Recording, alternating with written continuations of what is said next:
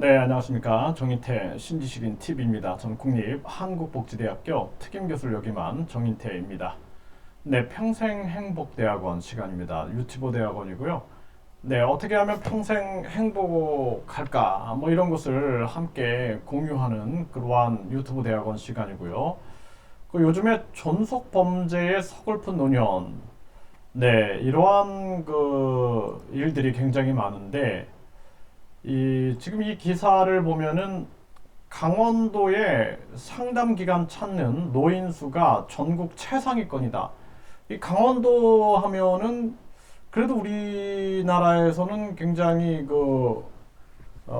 시골이면서 그래도 전통이 좀 잘 보존된 곳이다 이렇게 생각을 하는데, 의외로 존속 범죄가 이 강원 상담 기관 찾는 노인 수가 전국에 최상위권이다 이렇게 얘기를 하고 있습니다.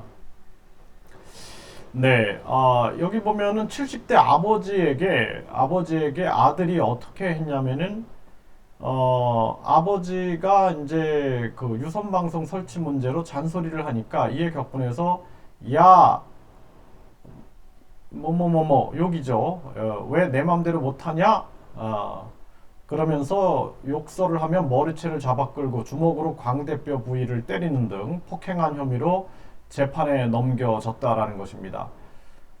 그리고 경찰에 아버지가 법원의 접근 금지 명령을 어겼다고 경찰에 신고했다는 이유로 욕을 하면서 가만두지 않겠다. 교도소 한두 번 갔다 왔나? 치매 걸린 영감탱이라고 또 폭행할 듯이 협박하기도 했다라는 것입니다. 그래서 1년에 무려 1727건이 이렇게 상담 기관을 찾는다라는 것입니다. 굉장히 안타까운 일이 아닐 수가 없어요. 그래서 이런 일들이 벌어지고 있다라는 거예요. 그래서 이게 이제 무슨 효경 사상 또는 인간의 존엄성이라든지 이런 것들이 추락한 부분들도 굉장히 많습니다. 그리고 우리가 이제는 사회가 변했어요. 저도 그 자녀를 성인까지 다 키웠거든요. 그래서 뭐 첫째는 이제 대학을 졸업하고 사회생활 하고 있고, 둘째는 대학 다니다가 이제 군대를 갔는데 이제는 세상이 바뀌었다라는 것을 저도 많이 느낍니다. 그래서 제가 어떤 바라보는 부모님과 자녀 세대가 바라보는 부모님이 달라요. 네, 그래서 심지어는 뭐 우리가 자식을 당연히 키웠기 때문에 자식을 당연히 키웠기 때문에 자식이 부모를 봉양할 거다라는 생각은 아예 접는 게 좋습니다. 세상이 바뀌었어요. 그래서 우리가 예를 들어서 과거의 생각을 가지고 살면 안 됩니다. 정말 안타까운 일이지만 어쩔 수가 없는 현실인 거예요, 그게.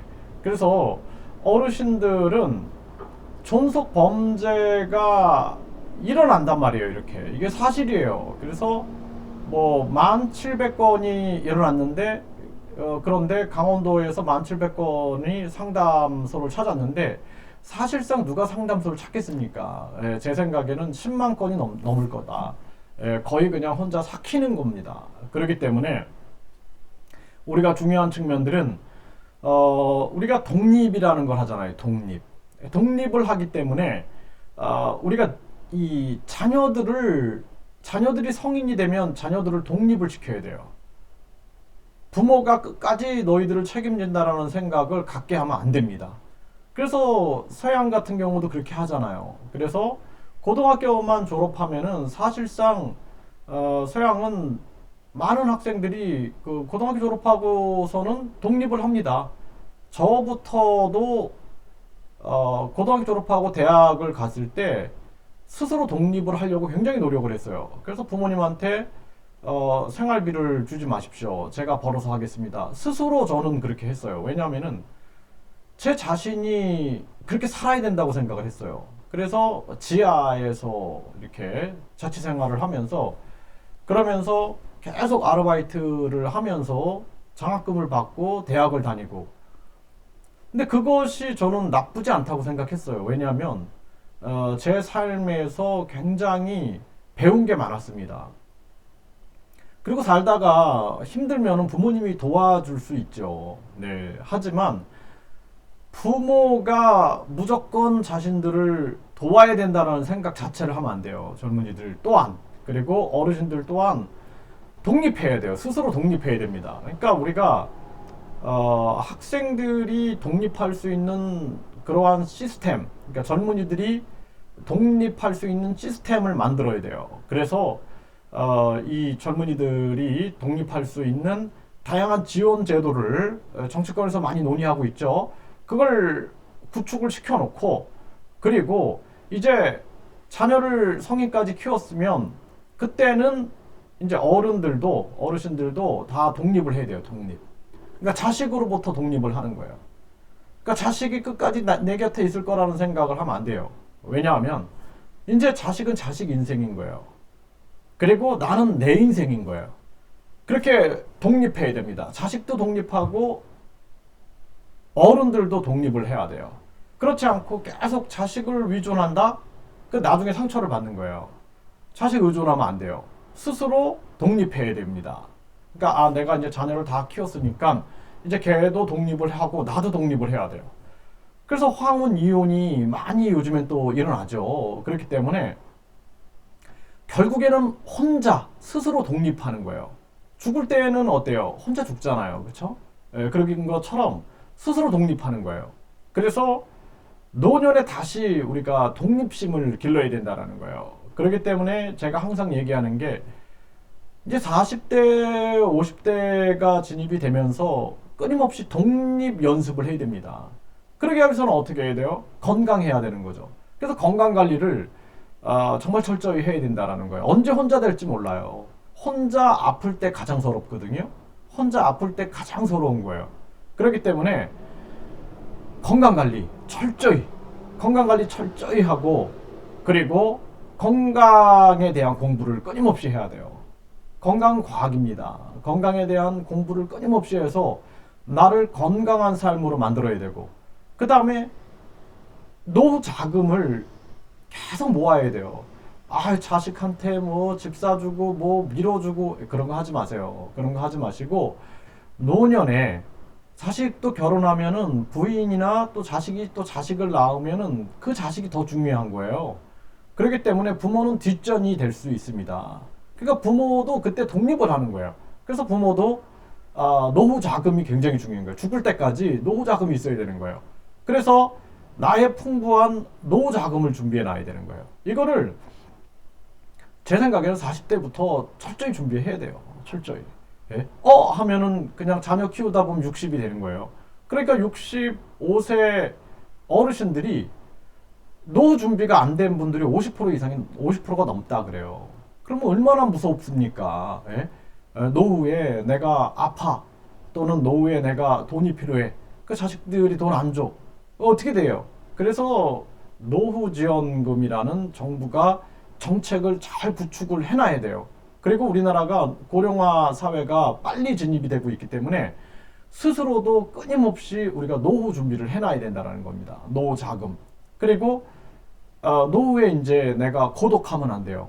진짜 뭐 부인이 일찍 죽을 수도 있고 남편이 일찍 죽을 수도 있잖아요. 그렇죠? 또 자식들은 뭐 자기들 바쁘니까 뭐 돌보지 않을 수가 있어요. 그러니까 고독사 할 때 얼마나 고통스럽겠습니까? 그러니까 주변의 친구들, 그래서 제가 생활 동반자법을 통과시켜야 된다라고 말씀을 드리는 겁니다. 그러니까 주변에 친구들이 있어야 되는 거예요. 마음 맞는 친구들, 힘이 되는 친구들이 있어야 돼요. 그리고 고독하면 안 됩니다. 그래서 평생을 살아가면서 진짜 그러한 친구들을 두는 것이 굉장히 중요한 거고, 그 친구는 나이를 떠나고 그리고 뭐 직책을 떠나서 그런 나의 벗 같은 존재가 있어야 된다는 거예요. 근데 벗도 죽죠. 그게 결국에는 혼자다라는 거예요. 그래서 고독력을 키워야 되는 거예요. 그럼 내가 고독력을 키우기 위해서 어떻게 해야 돼요? 취미나 활동이 있어야 되는 거예요. 그래서 등산을 하든 탁구를 치든 수영을 하든 독서를 하든 공부를 하든 도자기를 빚든 끊임없이 내가 사랑하는 어떤 활동이 있어야 돼요. 사랑하는 활동. 그걸 통해서 고독을 이겨내는 거죠. 그러니까 스스로 고독력이 고독력을 강화시켜야 됩니다. 고독에 견디는 힘. 그러니까 지구력처럼 고독에 견디는 힘이 있어야 돼요. 그래서 제가 말씀드리는 것은 이 존속 범죄가 생길 때 얼마나 서글퍼요. 그러니까 이제 딱 자녀들도 성인이 되면 독립을 하게끔 해주고 냉정해야 돼요. 그래서 펭귄들이 진짜 그 추운 남극에서도 진짜 알이 나오면은 그 알을 가지고 엄마와 아빠 펭귄이 그걸 품어요. 서로 번갈아 가면서 품습니다. 왜냐하면 조금이라도 늦추면은 그게 상해버리기 때문에 얼어버리는 거죠, 알이. 그러니까 계속 품는 거예요. 번갈아 가면서 먹이 갖다 먹여주면서 계속 서로 품어요. 그런데 이제 새끼가 태어나고 그 다음에 계속 돌봐요. 그러다가 새끼가 이제 스스로 물고기를 잡아먹을 때가 됐다. 그러면은 그때는 아주 냉정하게 떨어뜨려 놓는다 그래요. 떨어뜨려 놓는 거예요. 떨어뜨려 놓는 겁니다. 새들도 그래요. 새들도 먹이 물어주다가 그렇게 얘가 이제 스스로 먹이를 잡아먹을 수 있을 때 딱 됐다 그러면은 냉정하게 거리를 둡니다. 제가 개를 키워보니까 개도 그러더라고요. 개도 그렇게 그냥 품에 안고 젖을 먹이고 이렇게 하다가 진짜 나중에 이제 스스로 좀 어느 정도 자립할 때가 됐다 그러면은 오면은 막 물어요. 예, 그래서 아주 철저하게 거리두기를 합니다. 그러니까 우리가 자식들도 성인이 되면은 이제 거리를 둬야 돼요. 거기에 의존하고 계속해서 너 내 자식 내 자식. 그러니까 제 친구분도 보면은 아니 내가 이렇게 그러니까 이제 친구라 함은 저보다 나이 많으신 친구분들도 많아요. 서로 존댓말 쓰면서 이렇게 자주 만나는 그런 사이들이 있는데 그분도 보면 연세가 60이 거의 다 되셨는데 내 자식이 그냥 뭐 잘해주겠지 했는데 나중에 자식이 멱살을 잡더래요. 그러니까 충격을 받아가지고 고통을 받는 거예요, 막. 그래서 제가 거리두기 하세요. 그래, 거리두기 하세요. 자식은 자식의 인생입니다. 이제는 자신의 인생을 사세요. 오직 나만을 위한 인생을 사세요. 오직 나만을 위한. 하고 싶었던 거 뭐예요? 뭐 여행 뭐 저거 얘기를 해요. 그래 하세요. 여행하시고 하고 싶은 거 다 하면서 이제 내 인생을 사세요. 또 뭐 하고 싶으세요? 그랬더니 뭐 그림을 그리고 싶대요. 그림 그리세요. 계속 그림 그리시고 하고 싶은 일 하세요. 그러면 사세요. 그리고 노후 자금 준비하시고 건강 관리하시고 그 다음에 고독하지 않게 하고 싶은 거 끊임없이 하고 관계 잘 유지하시고 그 다음에 내가 할 수 있는 활동 죽을 때까지 내가 좋아하는 활동 그거 아까 말씀하신 그림 그리는 거 여행 가는 거 뭐 등산하는 거 그런 거 하세요. 끊임없이 하세요. 그렇게 얘기를 합니다. 그래서 우리가 성인이 되면은 자녀들만 독립하는 게 아니라 우리도 독립을 해야 된다는 거예요. 예, 어르신들도 독립을 해야 됩니다. 저도 그래서 제가 자녀를 성인까지 다 키워놓고는 독립하라 그랬어요. 너희들도 독립해라. 이제 나도 독립한다. 이제 나도 내 인생 살고 싶다. 이렇게 얘기를 했습니다. 그래서 왜 자녀 키우느라고 고생 진짜 많았잖아요. 진짜 뭐 저도 마찬가지입니다. 새벽에 나가서 밤 새벽에 또 들어왔어요. 그러니까 자녀들 잘 못 봤습니다. 그리고 또 뭐 해외 나가고 뭐 하면서 오직 그 자녀를 키우기 위해서 고생 진짜 많은 고생을 한 거죠. 그리고 저도 그랬던 것처럼 제가 생각했던 건 뭐였냐면 부모님이 고생하는 게 보기 싫었어요. 그래서 제가 부모님께 이제는 제가 벌어서 학비도 마련하고 그리고 제가 생활비도 마련하겠습니다. 저한테 돈을 주지 마십시오. 이렇게 말씀을 드렸어요. 물론 그 이후에도 부모님이 뭐 고비 때마다 도와주심에 정말 뭐 허리 굽히고 무릎 꿇고 감사할 수밖에 없는 거죠. 네, 저도 마찬가지입니다. 자녀가 살아가면서 힘든 일을 겪을 때는 도와줘야죠. 네, 도와줘야죠. 이런 생각을 해요. 네, 하지만 자녀가 스스로 독립해야 된다. 그리고 또 중요한 것은 나도 독립해야 된다라는 거예요. 그것을 우리가 결국에 죽는 그 순간에는 혼자다라는 거. 혼자 죽지 뭐 같이 죽지 않지 않습니까? 그런 생각을 하면서 서글픈 노년을 안 보냈으면 좋겠어요. 그래서 품격 있는 노년. 그래서 저도 계속해서 어떻게 하면 그 어르신들이 품격 있는 노년을 보내실까 해서 그 노인 복지 정책들 끊임없이 연구를 하고, 그리고 요양제도도 어떻게 해야 하는가, 그리고 지원금은 어떻게 해야 하는가. 그러니까 국민지원금이 체계가 자리를 잡아야 됩니다. 조선시대에 10%의 양반들이 자기들은 세금을 안 내는 거예요. 그러면서 50%의 노비를 만들어 버리고, 그리고 그냥 갖은 수탈을 일삼았다라는 것이죠. 그것처럼 우리가 우리의 권리를 빼앗기면 안 돼요. 그래서 제가 끊임없이 국민 주권 의식을 깨우기 위해서 노력을 하는 겁니다. 국민들한테 지원금으로 줘야죠. 지원금으로. 네.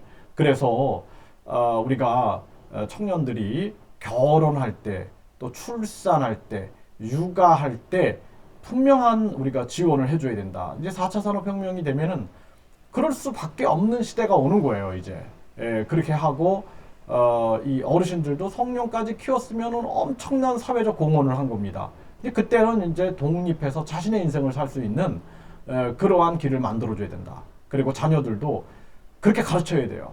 어렸을 때부터.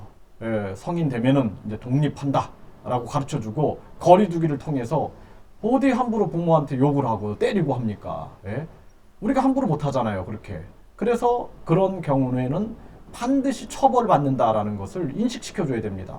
야, 부모니까 욕해도 돼, 부모니까 때려도 돼, 부모니까 설마 나를 고소하겠어? 이런 생각 자체를 갖지 못하게 해야 된다는 거죠. 네, 그래서 정말 존속범죄의 서글픈 노년, 이러한 소식을 보면은 저도 가슴이 아픕니다. 그래서 40대부터 뭐 30대부터 자녀를 가르칠 때 정말 사랑스러운 자녀지만 우리가 잘한 건 칭찬해주지만 잘못했을 땐 엄하게 야단칠 수 있는 그런 부모가 되어야 되고, 사랑의 매를 들어야 되는데 사랑의 매를 들면은 처벌을 한다고 하니 정말 안타까운 그러한 시대에 우리가 살고 있는 것입니다. 그래서 앞으로 사랑의 매에 기준을 둬서 뭐 몇 대, 강도, 회초리는 뭐 표준 회초리 해가지고 상황 해가지고 그럴 경우에는 처벌하지 않는다라는 그런 걸 해야 돼. 이게 진짜 미친 나라예요. 사랑의 매를 하면 처벌한다. 그러니까 이런 제가 기준까지도 지금 생각하고 있습니다. 그래서 다시 사랑의 매를 들 수 있게끔 해야 한다, 이렇게 생각을 합니다. 감사합니다.